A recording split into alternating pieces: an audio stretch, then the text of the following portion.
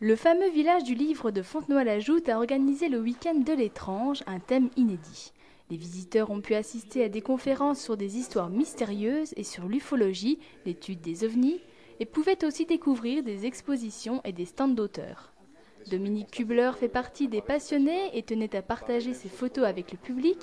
Il porte son fanatisme aux ondines, les esprits et génies des eaux. Et dans ce monde fantastique, on retrouve aussi des gnomes, des salamandres et des sylphes. Disons que c'est une démarche photographique que j'ai entreprise il y a de ça quelques temps, un an à peu près, et dans une tentative de vérifier finalement l'existence de ces êtres. Alors je suis allé au bord d'un ruisseau un 14 février, et là, à ma grande stupeur, en un cliché, il y a une silhouette qui jaillit, quoi.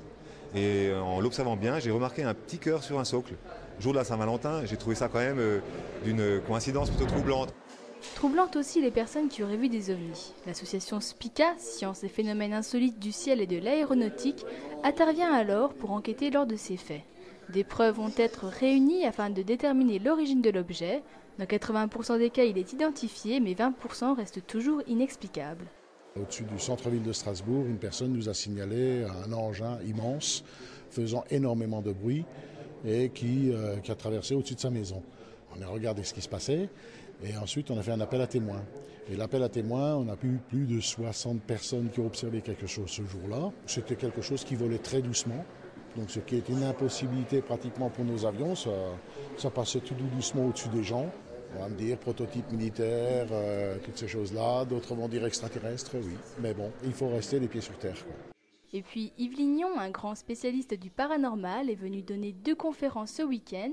Une sur des problèmes qu'il a déjà étudiés, comme les apparitions de la Dame Blanche, et l'autre sur Rennes-le-Château, qui a inspiré à Dan Brown Da Vinci Code. Rennes-le-Château, c'est l'histoire d'un prêtre du début du XXe siècle, qui s'est enrichi sans qu'on sache exactement comment. Et on a supposé dans un premier temps qu'il avait trouvé un trésor et dans un second temps qu'il avait découvert un secret énorme qui mettait en danger l'énigme catholique. Les amateurs et curieux du monde de l'étrange ont découvert d'insolites expositions et des conférences surprenantes. Et pour les amoureux de cartes postales, BD et autres papeteries anciennes, le village de Fontenoy-la-Joute organise, samedi 15 août de 8h à 18h, la 3e foire européenne du livre et des vieux papiers.